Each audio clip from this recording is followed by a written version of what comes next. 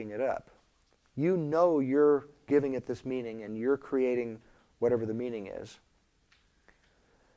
But you're not caught in it because you realize you're doing it.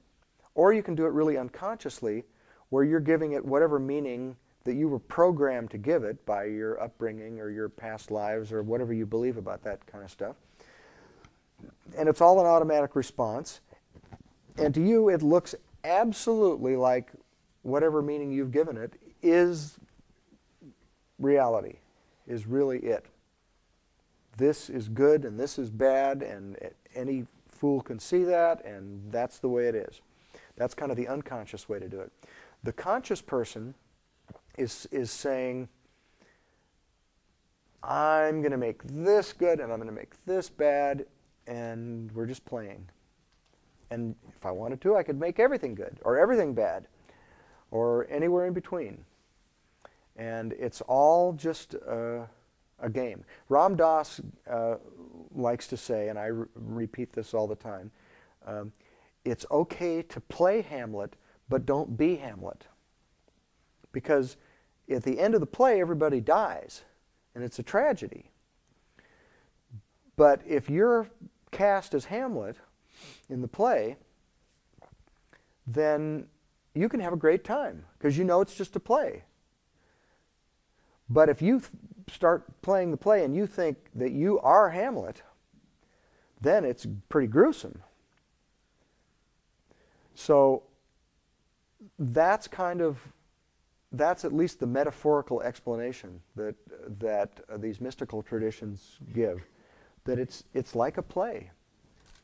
And the choice is, are you going to respond and react to everything just based on all the automatic response mechanisms that have been programmed into you by your upbringing? Or are you going to develop this awareness where you can step back from it and say, okay, I just got stopped by a cop and given a ticket and I'm pissed, and I'm going to do pissed for a while, but I realize that I'm just doing pissed. And I don't have to do that if I don't want to.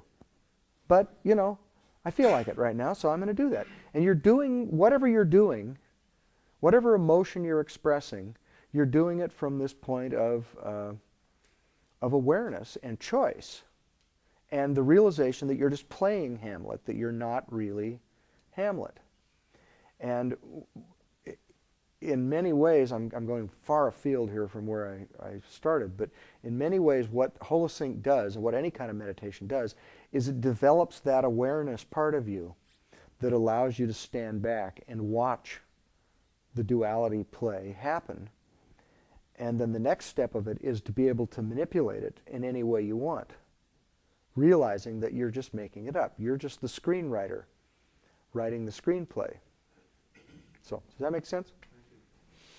Any more questions? Mariah? When you get up into the higher betas, like psychotic states and things like that, how does beta go? Well, there's actually another brainwave pattern that they talk of, some people talk of, and I'm trying to think which Greek letter they use for it. I can't think what it is right off the top, but when you get up to about 40 cycles per second, there's another one, and some people don't divide them that way, and they just call it all beta. But I'm not so sure. I don't know exactly what's going on with like a psychotic person. Whether I would think that a psychotic probably has real high beta, and they're in a state of lots of anxiety, but they also have a lot of theta, because theta is kind of a hallucinogenic state.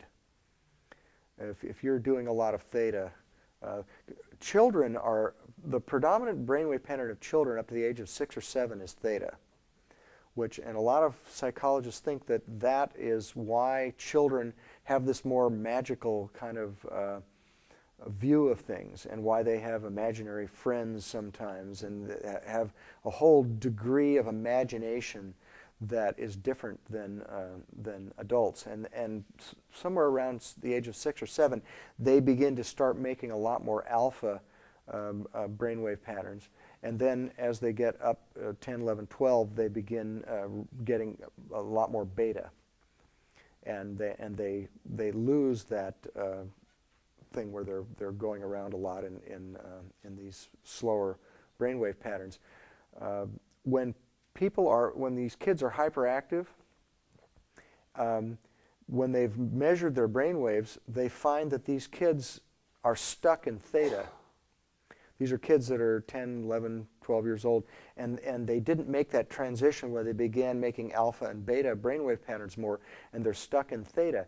And they're hyperactive, the theory goes. I'm not pretending to be an expert on this at all, but they're hyperactive because they're trying to stimulate themselves, because theta is a pretty low energy state. It's not a state for jumping around and everything. So they're trying to get themselves activated. There's a place called the Drake Institute that uses biofeedback with kids that are hyperactive, and they have like a computer screen, and it's got an airplane on it.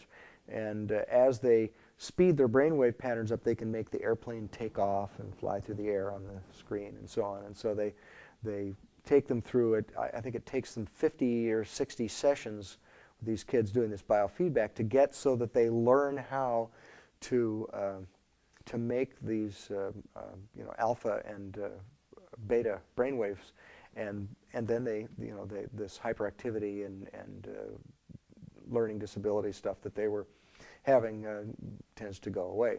Personally, I think they could do it a lot faster with Holosync, but it's still pretty effective. Barbara? The indigo children they talk about that are coming in now. The indigo children. I'm not familiar with what that is. Oh dear. They're purple? They're coming in more advanced and apparently not bringing karma. They're very free of stuff, and I'm wondering if they're just living in the theta delta. They're hyperactive. Many of them, I think, have been put on Ritalin and stuff too. I'm really not familiar with the term indigo children or what they... Well, that's based on the theory of energy frequencies in terms of color. You're talking about energy frequencies in terms of sound. Now, energy takes on frequencies that show up as color. And we give off vibrations. And the Curlian photography, for example, is an example where you can look at an individual and characterize them by the color that they're giving off. So these kids are having a lot of indigo in there. These kids are in the I see. indigo spectrum. As you know, the color of frequencies, the red, orange, yellow, blue, indigo, and violet. And they're highly evolved.